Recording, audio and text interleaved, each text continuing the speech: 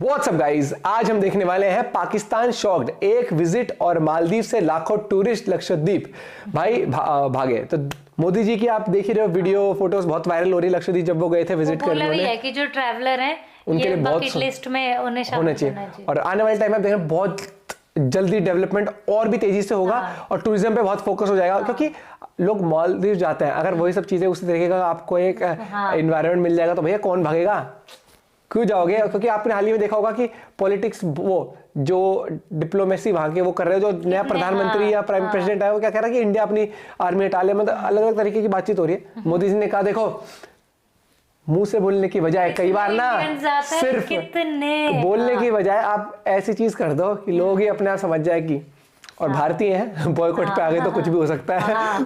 Boycott Maldives अगर चला देना तो सेलिब्रिटी जो जाके पोस्ट भी करेंगे उनको भी कह देंगे भैया इनको भी अनफॉलो। वो नहीं, इंडिया में है ट्रेंड, अगर मोदी जी ने कह दिया तो। देखते पूरी वीडियो, चैनल पे तो प्लीज सब्सक्राइब, वीडियो कर दे लाइक। 1 2 3 गो। उनसे मेरा आग्रह है कि वो पहले लक्षद्वीप आकर जरूर देखें। सवाल ये है कि भारत के वजीर आजम नरेंद्र मोदी साहब आखिर स्विट्जरलैंड क्यों नहीं गए।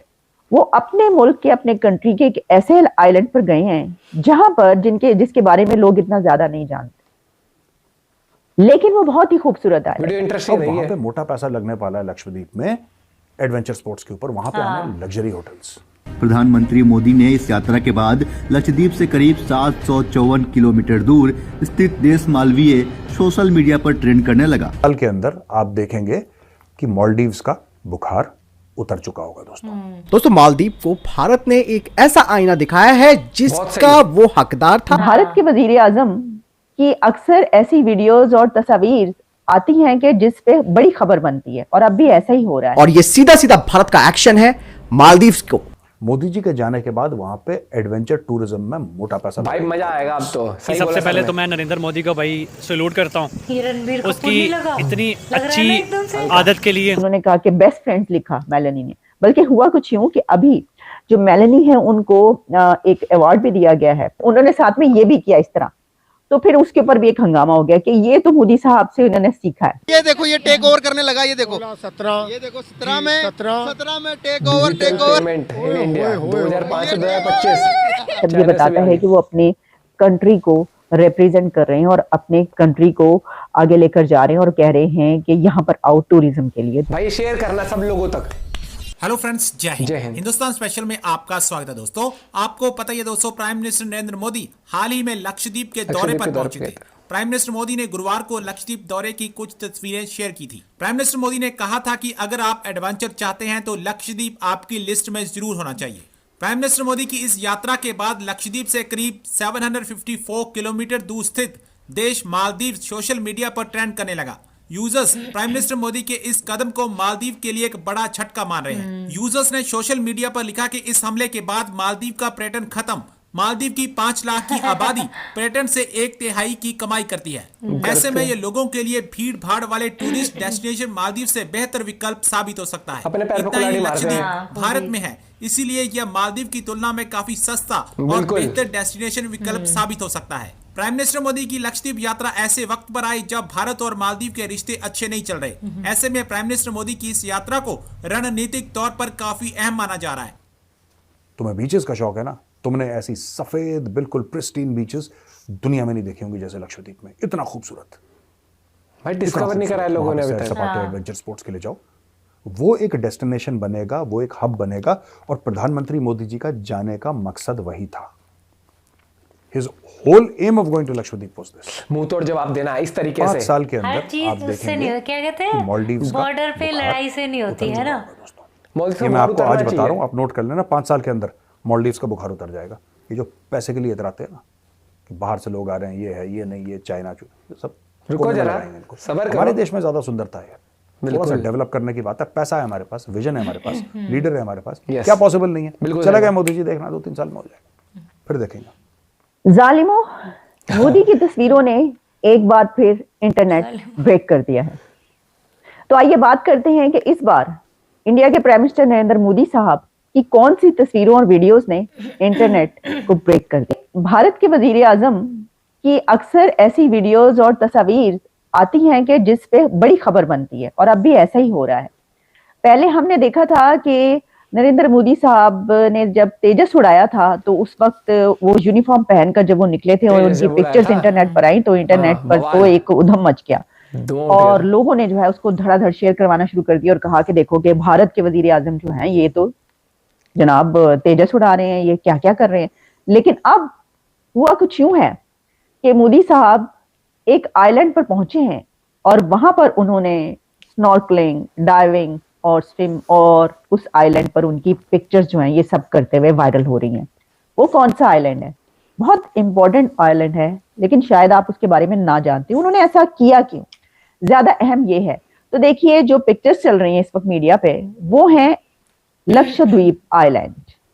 अब लक्षद्वीप आइलैंड मलयालम लफ्ज है और इसका मतलब है 100,000 आइलैंड, 100,000 लेकिन वो है 36 आइलैंड्स वहां पर और ये इंडियन यूनियन टेरिटरी में आता है।